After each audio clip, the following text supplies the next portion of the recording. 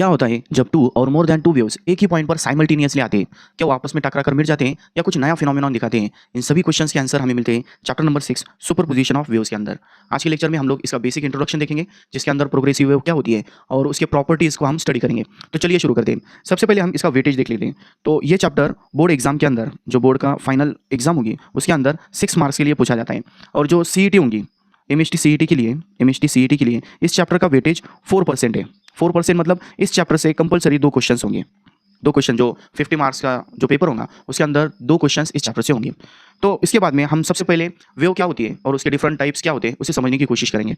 So our first question is what is a wave. Wave क्या होती है? Wave is mode of transfer of energy. Wave क्या होती है? It is the mode of transfer of energy मतलब energy को एक जगह से दूसरी जगह ट्रांसफर करने के वेरियस मोड से, वेरियस मेथड से, उसमें से एक है वेव। मतलब वेव क्या करती है, जहां से वो प्रोड्यूस होने वाली है उसके अंदर एनर्जी है, उस एनर्जी को लेकर वो दूसरे पॉइंट तक ट्रैवल करती है। So it is the mode of transfer of energy. Wave को हम डिफरेंट कैटेगरीज में डिवाइड कर सकते हैं। उसमें सबसे पहली कैटेगरी है और पहला टाइप है, that is mechanical waves. Mechanical wave, a wave which require material medium for their propagation is known as mechanical wave। मतलब ऐसी वेव जिसे ट्रैवल करने के लिए मटेरियल मीडियम रिक्वायर्ड है। मटेरियल मीडियम रिक्वायर्ड है। अब मटेरियल मीडियम क्या होता है? फॉर एग्जांपल, जहां से वो ट्रैवल करने वाली है वहां पर सॉलिड, लिक्विड या गैस किसी भी टाइप का मटेरियल प्रेजेंट चाहिए, पार्टिकल्स वहां होने चाहिए, तभी वो वेव्स ट्रैवल करेंगी। फॉर एग्जांपल, इसके अंदर आता है sound. Sound is a mechanical wave. Okay, then the second type number 2 is non mechanical. उसे हम क्या बोलते हैं? Non mechanical wave. और उसे एक सेपरेट नाम दिया गया है, that is electromagnetic wave. Electromagnetic wave. This type of waves does not require any material medium for their propagation. मतलब यहाँ पर क्या आएगा? यहाँ पर no material medium is required. No material medium is required. Without any material medium ये wave travel करेंगे। For example, light. इसका सबसे बेस्ट एग्जाम्पल क्या होता है? लाइट। सन से निकलने के बाद में अर्थ तक आने तक, दोनों के बीच में, सन और अर्थ के बीच में किसी भी टाइप का मीडियम प्रेजेंट नहीं है, वहाँ पर वैक्यूम है। सो वैक्यूम के अंदर भी इस टाइप की वेव्स ट्रैवल कर सकती हैं। तो light without any material medium सूरज से निकलकर अर्थ तक आती है, तो ये क्या हो गई? लाइट एक टाइप की नॉन मैकेनिकल और इलेक्ट्रोमैग्नेटिक वेव हो गई। उसके बाद में थर्ड टाइप होता है मैटर वेव्स। Matter waves. अब ये मैटर वेव क्या होती है? जो डी ब्रॉगलीज वेव होती है। डी ब्रॉगलीज वेव मतलब क्या? डी ब्रॉगली एक साइंटिस्ट है, उसने एक हाइपोथेसिस दी थी कि जैसे लाइट के अंदर पार्टिकल्स होते हैं, light in the form of wave है, फिर भी उसके अंदर पार्टिकल्स है। उसी तरह जब पार्टिकल मूव करते हैं, कोई ऑब्जेक्ट मूव करता है, तो उसके अंदर भी एक टाइप की वेव होती है। उस टाइप की वेव को हम बोलते हैं मैटर वेव। मतलब यहाँ पर हम क्या बोल सकते हैं? इसे wave associated with material. Wave associated with material के साथ में जो वेव होती है उसे हम बोलते हैं मैटर वेव्स। ओके, सो उम्मीद है आप लोगों को इसका बेसिक इंट्रोडक्शन क्लियर हो गया होगा। अब इसके अंदर एक टाइप की वेव होती है जिसे हम स्टडी करने वाले हैं, that is progressive wave. Next type कौन सा देखेंगे हम? Progressive wave. अब प्रोग्रेसिव वेव को समझने के लिए, इमेजिन करने के लिए, आप ऐसा कंसीडर करो कि स्टिल वाटर है, रुका हुआ पानी है, और उसके अंदर अगर हम पत्थर फेंकते हैं, तो पत्थर फेंकने के बाद में क्या होगा? एक वेव पल्स वहाँ पर फॉर्म होती है। वेव पल्स कैसी होंगी? वहाँ पर एक सर्कुलर शेप में एक वेव फॉर्म होंगी और वो सर्कल बड़ा बड़ा होता चले जाएगा। तो वहाँ पर जो वेव पल्स आप लोगों को दिखाई देगी वो होती है सिंपल प्रोग्रेसिव वेव। तो ये उसका एक एग्जांपल हो गया। या दूसरा ये भी ले सकते हैं हम कि अगर हमारे पास कोई वायर है या कोई रस्सी है, वो इस तरह से एक रिजिड सपोर्ट है, इस रिजिड सपोर्ट को हमने कोई रस्सी इस तरह से बांधी है, इस तरह से एक रस्सी बांधी है। तो इस रस्सी को अगर हम ऊपर उठाकर ऐसा नीचे छोड़ देते हैं, तो एक टाइप की वेव पल्स यहाँ पर फॉर्म होगी। इस तरह से मैं एक वेव पल्स दिखा देता हूँ। इस तरह से एक वेव पल्स फॉर्म हो जाएंगे और ये वेव पल्स कंटिन्यूअसली जब तक ये रिजिड सपोर्ट नहीं आ जाता, जब तक ये रिजिड सपोर्ट जो है वो नहीं आ जाता, तब तक ये वेव पल्स ट्रैवल करेंगी। तो इस टाइप की वेव को हम बोलते हैं प्रोग्रेसिव वेव। ओके, सो इसकी डेफिनेशन देख लेते हैं हम। Progressive wave is defined as disturbance produced at a point in a medium travels continuously in a given medium without any damping or obstruction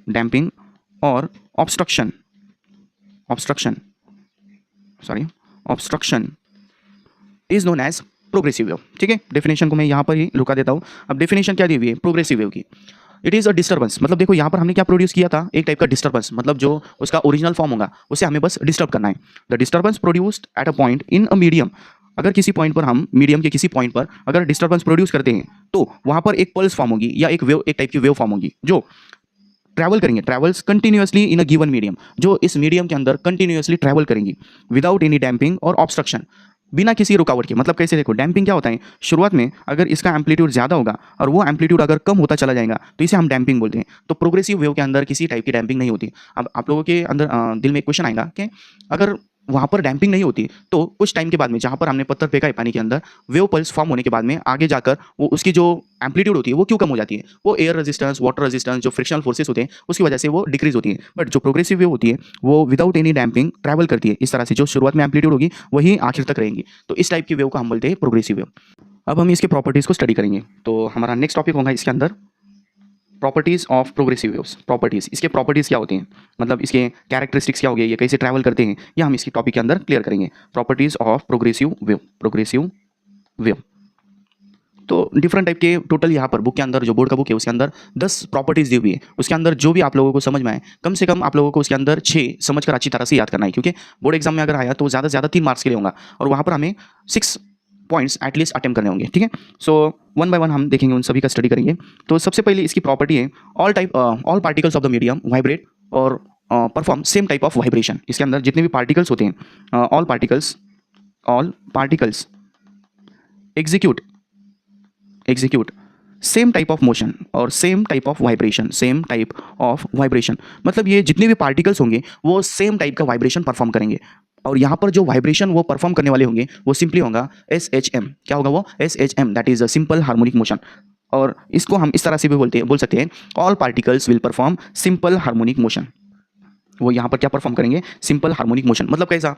वो उस पार्टिकल तक आएगी, आने के बाद में वो पार्टिकल एनर्जी एब्सॉर्ब करेगा और उसका वाइब्रेटरी मोशन, एक तो वो up and down motion perform करेगा या to and fro motion perform करेगा, दोनों में से कोई ना कोई वो मोशन वहाँ पर ऑसिलेटरी मोशन परफॉर्म करेगा, that is simple harmonic motion, वहाँ पर वो कंप्लीट करेगा। उसके बाद में सेकंड पॉइंट है, all vibrating particles have the same amplitude, period and frequency. Second point कौन सा होगा? All vibrating particles have same amplitude, period and frequency. मतलब जितने भी पार्टिकल्स वहाँ पर वाइब्रेशन परफॉर्म कर रहे हैं, SHM परफॉर्म करने वाले हैं, सभी के एम्पलीट्यूड, सभी का टाइम पीरियड और सभी की फ्रीक्वेंसी यहाँ पर सेम होगी। मतलब कैसे? यहाँ पर जो हमने एग्जांपल देखा था, जो एक टाइप की वेव पल्स यहाँ पर फॉर्म हो गई है, तो एग्जैक्टली क्या हो रहा है, जब ये वेव, मान लो कि ये जो रस्सी हमने कंसीडर की है उस रस्सी के इस पॉइंट तक वेव आ गई, यहाँ पर आने के बाद में ये जो पार्टिकल क्या करेगा? इस तरह से ऊपर जाएगा और नीचे आ जाएगा। तो इस ऊपर और नीचे जाने को हम डायरेक्टली देख सकते हैं। अगर हम किसी रस्सी को ऐसे ऊपर से झटका देंगे तो उसके ऊपर जो वेव पल्स फॉर्म हो गई वो हम देख सकते हैं। मतलब यहाँ पर पार्टिकल फिजिकली ऊपर जाएगा, नीचे आएगा और उसका मोशन कंप्लीट करेगा, वहाँ पर उसका मोशन कंप्लीट हो जाएगा। मतलब यहाँ पर वो आगे नहीं जाएगा, जगह पर ही रुकेगा, बस वो क्या करेगा? इस तरह से ऊपर जाएगा और नीचे आ जाएगा। तो इस तरह से एक टाइप की वेव पल्स फॉर्म होगी। तो जितने भी यहाँ पर पार्टिकल्स है, सभी की एम्पलीट्यूड सेम होगी, सेम हाइट तक वो ऊपर जाएंगे। ऊपर से नीचे आने के लिए जो टाइम पीरियड रिक्वायर्ड होगा वो भी सभी का सेम होगा। इस तरह से ऊपर गए और नीचे आ गए, तो इस तरह से सभी पार्टिकल्स का amplitude, period and frequency same होगी। उसके बाद में third point is phase changes from particle to particle. Phase changes from particle to particle. मतलब एक पार्टिकल से दूसरे पार्टिकल तक का जो फेज है वो चेंज होने वाला है। अब देखो, ये जो फेज होता है, फेज के अंदर 3 पॉइंट्स आते हैं। पहला तो उसके अंदर होता है डिस्प्लेसमेंट फ्रॉम मीन पोजीशन से उसका डिस्प्लेसमेंट कितना है। उसके बाद में सेकंड पॉइंट होता है इसके अंदर डायरेक्शन ऑफ वेलोसिटी, और थर्ड होता है इसके अंदर नंबर ऑफ ऑसिलेशन और नंबर ऑफ वाइब्रेशन। अगर दो पार्टिकल्स के ये सभी टर्म्स अगर सेम होगी, मतलब मीन पोजीशन से उसका डिस्प्लेसमेंट, उसकी डायरेक्शन ऑफ वेलोसिटी, मतलब वो किधर जा रहा है, positive extreme position, negative extreme position के मीन पोजीशन की तरफ, तो ये डिस्प्लेसमेंट, उसके बाद में डायरेक्शन वो किधर जाने वाला है, और थर्ड जो ऑसिलेशन नंबर है, कितने नंबर के ऑसिलेशन के अंदर वो है, ये सभी अगर सेम होगा तो पार्टिकल का फेज वहाँ पर सेम होगा। बट यहाँ पर अगर हम देखेंगे तो जो वेव पल्स फॉर्म होने वाली है, इस तरह से वेव पल्स जो है वो ऊपर जाने के बाद में नीचे, अब यहाँ पर पार्टिकल्स देखेंगे तो यहाँ पर एक पार्टिकल है, यहाँ पर एक पार्टिकल है, यहाँ पर एक पार्टिकल है, मतलब हर पार्टिकल का displacement from mean position different है। मीन पोजीशन से वो डिफरेंट डिस्प्लेसमेंट दिखा रहे हैं। उसके बाद में जो डायरेक्शन ऑफ वेलोसिटी में भी डायरेक्शन ऑफ वेलोसिटी सेम होगी, ऑसिलेशन नंबर सेम होगा, but displacement from mean position is different, क्योंकि जो दो पार्टिकल्स होंगे, ये एक पार्टिकल यहाँ का और ये एक पार्टिकल, दोनों का मीन पोजीशन से डिस्प्लेसमेंट डिफरेंट है। सो जो फेज होगा, phase of the particle changes from 1 to 2, that is phase changes from particle to particle. Then next point is number 4, no particle remains permanently at rest, remains permanently at rest। मतलब जितने भी particles हैं वो कभी भी permanently rest position पर नहीं रहेंगे। मतलब फिर से हम इस डायग्राम के ऊपर आ जाते हैं। यहाँ पर क्या होगा, पार्टिकल जब वेव वहाँ तक आएंगे तो पार्टिकल क्या करेगा, इस तरह से ऊपर जाकर नीचे आएगा, या कोई भी अगर हम इसे कंटिन्यूसली ऊपर नीचे करेंगे तो इस तरह से साइन वेव यहाँ पर फॉर्म होंगे। तो पार्टिकल जो है वो एक जगह पर कभी ज़्यादा देर तक नहीं रुकेगा, वो क्या करेगा, वो उसका जो मोशन है वो परफॉर्म करेगा, ऊपर जाना है या नीचे जाना है उतना मोशन वो कंप्लीट करेगा, मतलब वो परमानेंटली रेस्ट पोजीशन पर नहीं रहेगा। वेव आ गई तो उसे उसका जो काम है, उसका जो रोल है वो प्ले करना है, ऊपर या नीचे जाना है, और वो रेस्ट पोजीशन पर जाएगा, बट कब, जब वो उसके एक्सट्रीम पोजीशन पर होगा। मतलब वेव पल्स जब इस तरह से वेव पल्स जो फॉर्म होने वाली है, जब उसके पीक पर होगी, एक्सट्रीम पर होगी, तो वो वहाँ पर रेस्ट पोजीशन पर जाएगा। एग्जाम्पल के लिए आप यहाँ पर सिंपल पेंडुलम भी ले सकते हो। सिंपल पेंडुलम में क्या होता है, जब उसकी डायरेक्शन चेंज होने वाली होती है, फॉर एग्जांपल वो राइट साइड के अंदर गया, इस तरह से सिंपल पेंडुलम राइट साइड के अंदर गया, और यहाँ से निकलने के बाद में जब वो निगेटिव साइड में जाएगा, निगेटिव साइड में चला जाएगा, मतलब यहाँ से निकलने के बाद में दूसरे एक्सट्रीम पर जाएगा, तो फिर से डायरेक्शन चेंज करते वक्त वो थोड़ी देर के लिए यहाँ पर रुक जाएगा। मतलब वो एक्सट्रीम पर बस एक्सट्रीम पर बस वो रेस्ट करेगा, बाकी पोजीशन पर वो कंटिन्यूसली जो उसका मोशन है, वाइब्रेटरी मोशन होगा या ऑसिलेटरी मोशन होगा, वो कंटिन्यूसली परफॉर्म करेगा। ठीक है, उसके बाद में नेक्स्ट पॉइंट है हमारा number 5, particle attains its maximum velocity while crossing the mean position. मतलब यहाँ पर हम इसे किस तरह से बोल सकते हैं, V max, that is a particle की मैक्सिमम वेलोसिटी कहाँ पर होगी, मीन पोजीशन पर, मीन पोजीशन। इसे मैं इस तरह से शॉर्टकट में लिख लेता हूँ। मतलब जब पार्टिकल मीन पोजीशन को क्रॉस करेगा तो उसकी जो वेलोसिटी होगी वो मैक्सिमम होगी। ऑसिलेशन चैप्टर के अंदर ये हम देख चुके हैं कि पार्टिकल की मैक्सिमम वेलोसिटी उसकी मीन पोजीशन पर होती है। यहाँ पर पार्टिकल क्या कर रहे हैं, ऑसिलेटरी या एसएचएम परफॉर्म कर रहे हैं। सो सिंपल, यहाँ पर पार्टिकल का जो मैक्सिमम वेलोसिटी होगी वो कहाँ पर मिलेंगी, मीन पोजीशन पर, और वो रेस्ट पोजीशन पर कब जाएगा, जब वो एक्सट्रीम पर होगा। ये दोनों भी जो पॉइंट्स है वो एसएचएम से रिलेटेड है। उसके बाद में 6 नंबर का पॉइंट देखेंगे हम, during the propagation of wave energy is transferred, there is transfer of energy, there is transfer of energy, there is transfer of energy only बोलता हूँ मैं यहाँ पर, there is transfer of energy only, there will be no transfer of matter.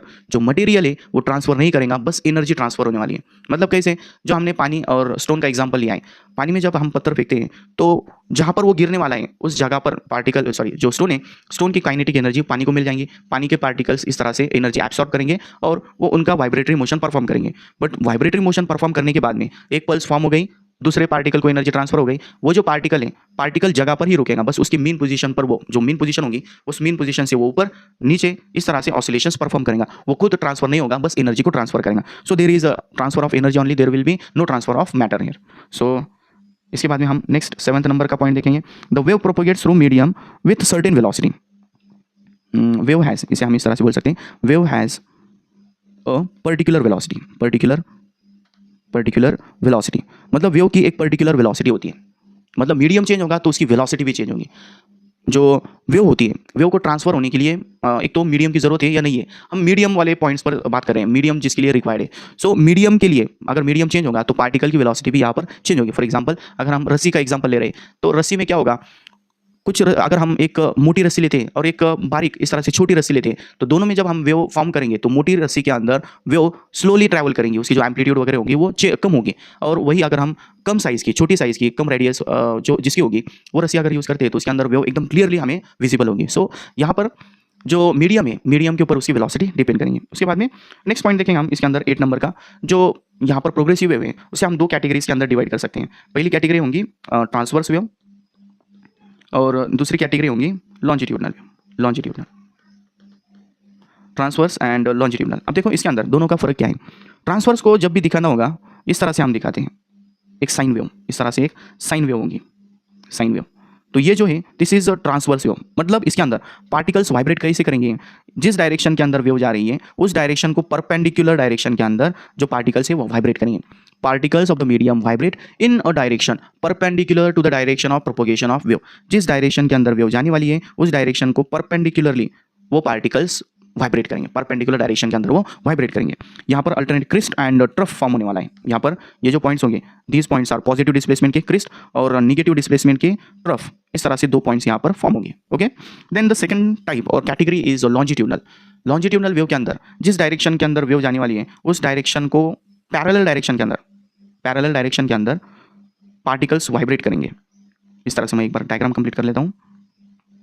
Okay, so longitudinal wave जो होती है उसे दिखाने के लिए हम इस तरह से अल्टरनेट कॉम्प्रेशन, इस पॉइंट को क्या बोलते हैं हम, कॉम्प्रेशन, मतलब जहां पर पार्टिकल्स एक दूसरे के करीब आ चुके हैं, क्राउड हो चुका है वहां पर, वो होता है कॉम्प्रेशन। और जहां पर पार्टिकल्स एक दूसरे से सेपरेशन पर है तो वो होता है रेयरफैक्शन। तो लॉन्जिट्यूडनल में जो वेव होती है, वेव जिस डायरेक्शन के अंदर ट्रैवल करने वाली है, उसी डायरेक्शन के अंदर पार्टिकल वाइब्रेट करते हैं। Particles of the medium vibrate in a direction parallel to the direction of propagation of wave. जिस डायरेक्शन में वेव प्रोपोगेट करेंगे, ट्रैवल करेंगे, उसी डायरेक्शन को पैरेलल डायरेक्शन के अंदर वो पार्टिकल्स वाइब्रेट करेंगे। तो इस टाइप के वाइब्रेशन की वजह से पार्टिकल्स कुछ जगह पर क्राउडेड हो जाएंगे, तो वो जगह होगी कॉम्प्रेशन रीजन बोलते हैं, और कुछ जगहों पर वो एक दूसरे से सेपरेट हो जाएंगे, जहां पर वो सेपरेट होंगे वो होगा रेयरफैक्शन रीजन। सो इस तरह से कॉम्प्रेशन एंड रेयरफैक्शन यहाँ पर फॉर्म हो जाएगा। उसके बाद में एक और पॉइंट है लास्ट, कहाँ पर ट्रैवल करेंगे। इतने जो पॉइंट्स हैं वो सफिशिएंट है, वो मैं आपको डायरेक्टली बता देता हूँ क्या होता है। जो प्रोग्रेसिव वेव होती है, प्रोग्रेसिव वेव के अंदर वेव कहाँ पर ट्रैवल करती है। लॉन्जिट्यूडनल जो वेव होगी वो सॉलिड लिक्विड गैस कहीं पर भी ट्रैवल कर सकती है। बट जो ट्रांसवर्स वेव सॉलिड के अंदर, एक तो सॉलिड के अंदर या जो सरफेस ऑफ लिक्विड होता है वहाँ पर वो ट्रैवल करती है। जो लाइट वेव होती है इलेक्ट्रोमैग्नेटिक, वो भी ट्रांसवर्स नेचर की होती है, वो एक्सेप्शनल केस है। सो इस यहाँ पर बस इतनी बात समझ लो कि जो लॉन्जिट्यूडनल वेव होगी वो तीनों मीडियम के अंदर ट्रैवल करेंगी, और जो ट्रांसवर्स होंगी वो बस सॉलिड और सरफेस ऑफ लिक्विड के ऊपर ट्रैवल करेंगे। ठीक है, सो आज के लेक्चर में हम लोगों ने प्रोग्रेसिव वेव क्या होता है, वेव का बेसिक इंट्रोडक्शन, उसके बाद में ये प्रॉपर्टीज क्लियर कर लिए। उम्मीद है आप लोगों को ये टॉपिक अच्छी तरह से समझ में आ चुका होगा। तो इस तरह के मैं वीडियोस जो बना रहा हूँ इसके अंदर आप लोगों को कुछ सुझाव होगा या इसके अंदर कुछ चेंज करने की, इंप्रूवमेंट के लिए कुछ पॉइंट होगा तो आप मुझे कमेंट्स के अंदर बता सकते हो, या इस टॉपिक से रिलेटेड कुछ क्वेश्चन होगा तो वो भी आप मुझे कमेंट्स के अंदर पूछ सकते हो। सो मिलते हैं नेक्स्ट वीडियो में, तब तक के लिए पढ़ाई करते रहिए। Thank you so much.